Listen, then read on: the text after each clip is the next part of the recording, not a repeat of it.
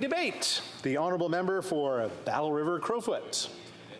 Thank you very much, Mr. Speaker, and as always, it is an honour to be able to enter into debate in this place and address some of the most pressing issues facing our nation. You know, Mr. Speaker, first I'd like to start off by saying how important it is to ensure that as we have discussions in this place, that we do so under the pretext with the understanding that meaningful reconciliation is so absolutely essential to the conversation that we must have within this place and the work that we all do as parliamentarians. You know, I find that that so often we see that when it comes to Indigenous concerns, the issues that are faced, whether it be the things that of course make headlines, the tragedies quite often that make headlines, or whether it's regarding the host of other concerns that we deal with through our offices, whether that be with Indigenous Affairs or Crown Indigenous Relations, or simply the concerns that come across our desks and up in conversation as regular Canadians. Mr. Speaker, Indigenous people in this country deserve more than photo ops. They deserve more than just words. They deserve that meaningful reconciliation. And as we have talked, of course, with Bill C-29 and specifically addressing calls to action 53 through 56, we see how absolutely it's essential that conversation around meaningful reconciliation is. And Mr. Speaker, I'm going to repeat a statement that was shared with me when I addressed this bill at second reading. And it is that Indigenous peoples in this country deserve not to simply be stakeholders, but shareholders in whether it's the specifics around this conversation. I'll get into some examples of that here in a moment, Mr. Speaker, but deserve to be shareholders in the future prosperity of everything that Canada is. And Mr. Speaker, I think that again, that meaningfulness in everything that we do is so absolutely essential. And I have been concerned as I've watched since being elected first in 2019, but also since the Trudeau Liberals took office with grand platitudes to address so many of the concerns that I believe I have a point of order from the Honourable Parliamentary Secretary to the Government House Leader. I think the member, just on reflection, realizes what he did wrong. He's not supposed to be using the title of the name of the Prime Minister, but rather the title. I will have to support the Honourable Parliamentary Secretary on that one, so maybe the member could sort of just back it up a little bit and start again. There you go. The Honourable Member for Battle River Crowfoot. Appreciate the opportunity to start my speech again, Mr. Speaker. It's, Thank you, Mr. Speaker, and yes, certainly the Prime Minister and his party. Although I would reference that Parliamentary Secretary, I think, was using a prop in his speech yesterday, and I didn't call him out for that, so I just simply leave that there. But Mr. Speaker, you know, I think that one of the conversations that I found somewhat troubling here yesterday was in this conversation there was, it seemed to be some fairly significant opposition to the idea of economic reconciliation. And I have a whole host of quotes from committee testimony where the conversation led to not only addressing past wrongs, not only addressing how we deal with that today, but to truly address the future so that Indigenous people in this country have everything that is required to prosper, to succeed, to see that reconciliation that is so absolutely essential. And I find it concerning that has seems to become a hang-up with some on the left in this country. And I would pose this very, very general question, Mr. Speaker, to all those who are listening.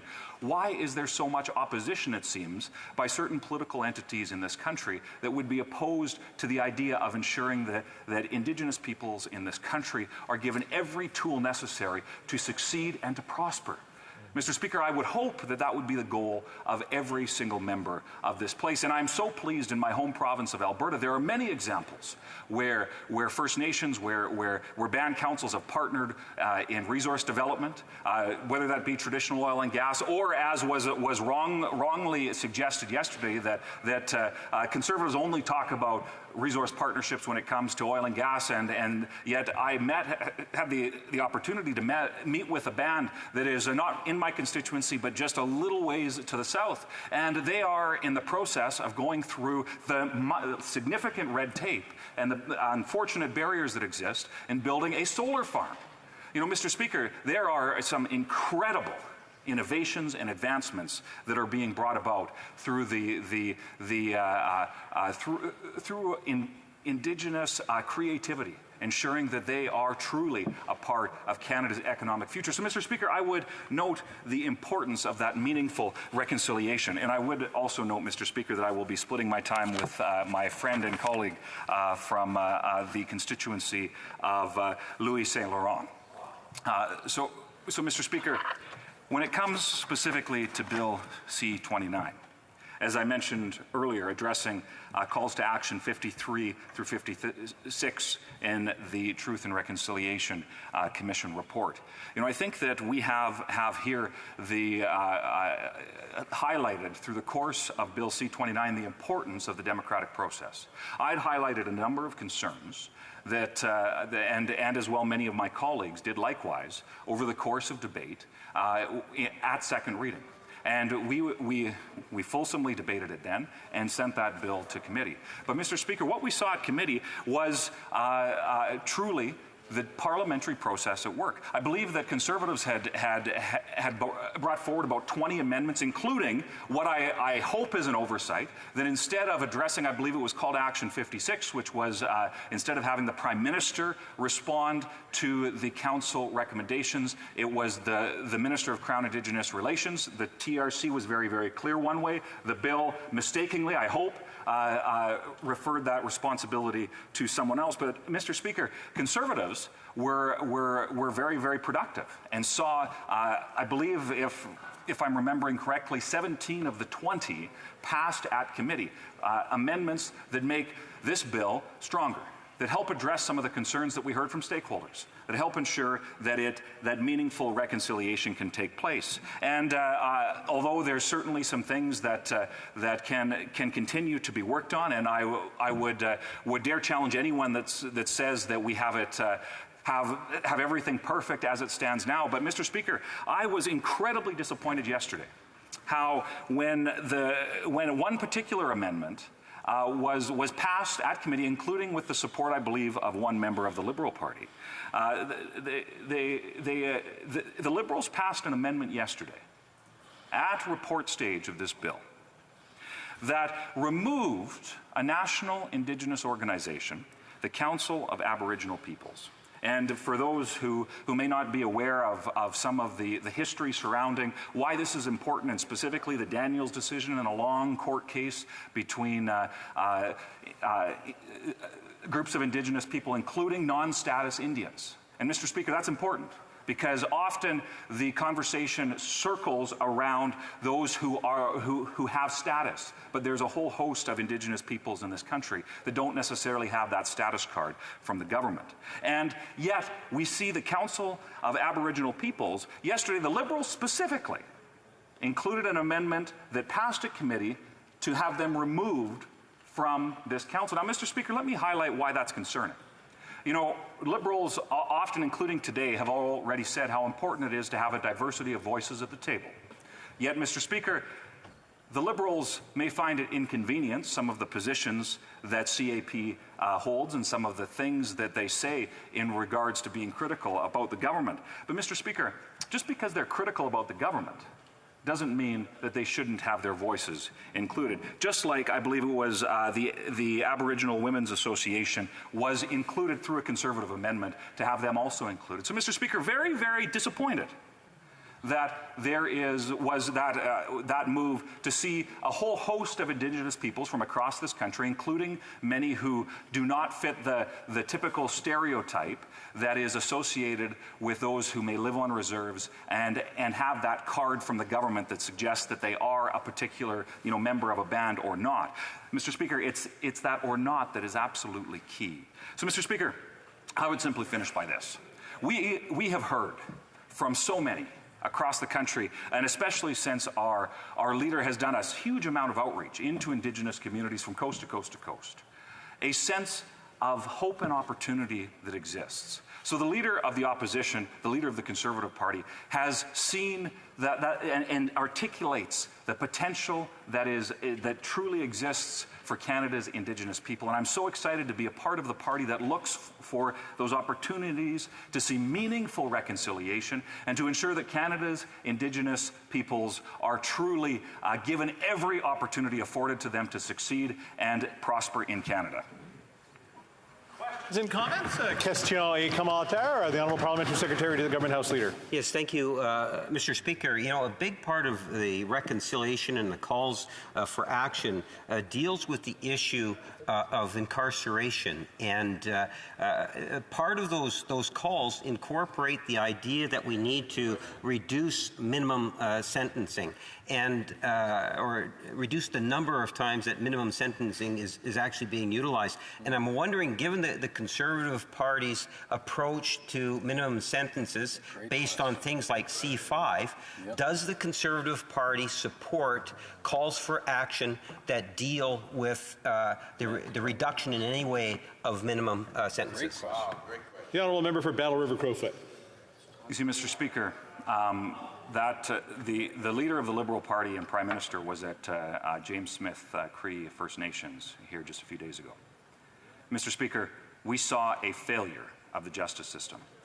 We saw somebody who had I think it was close to 100 charges, outstanding warrants, a call to law enforcement the day before with an explicit request for intervention because of fear. So, Mr. Speaker, I find it absolutely tragic that those Liberals would be so blinded by ideological activism that they would ignore victims like the many that we see associated with those tragic events in Saskatchewan, Mr. Speaker, that they would ignore those victims.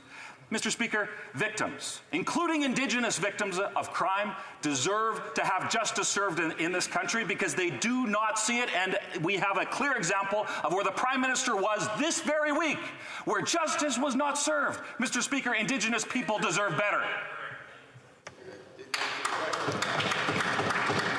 Questions and comments? Question et commentaire. L'honorable député. The Honourable Member for Repentigny. Thank you, Mr. Speaker. I think my question will be more of a wishful thinking or listen. Indigenous affairs is a matter of federal jurisdiction, but there are some issues that affect the provinces, like education. In Quebec, there was a commission of inquiry, the Vien Commission. There was some 100-odd recommendations, and Quebec has already provided $125 million to improve services, to protect cultural assets. And there was an agreement and a committee with academics.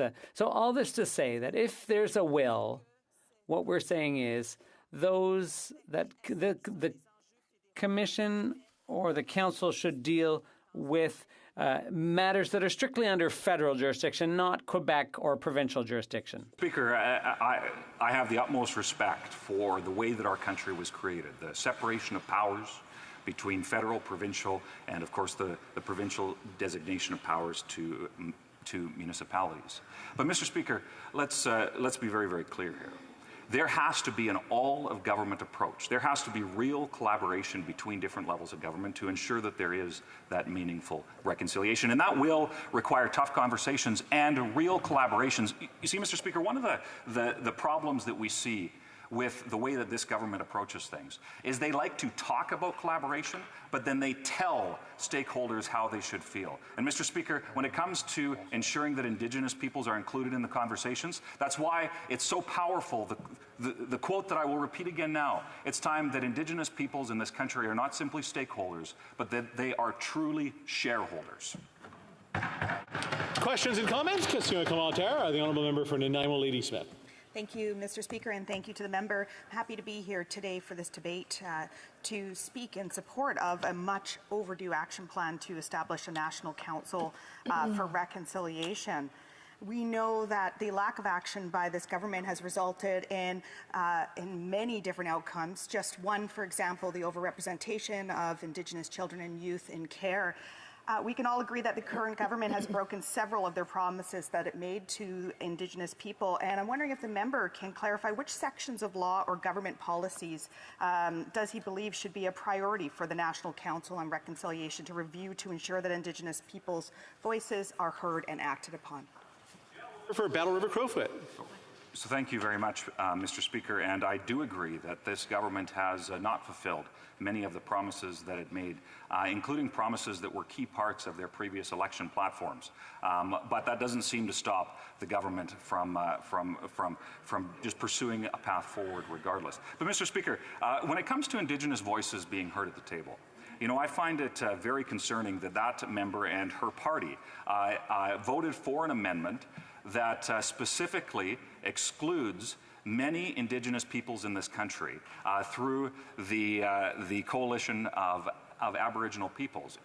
They voted for an amendment that the government brought forward to exclude many Indigenous peoples that are traditionally underrepresented in the conversations that are very, very important to have in this place. You know, Mr. Speaker, I think that that's a very serious question that the NDP and the Liberals have to answer for.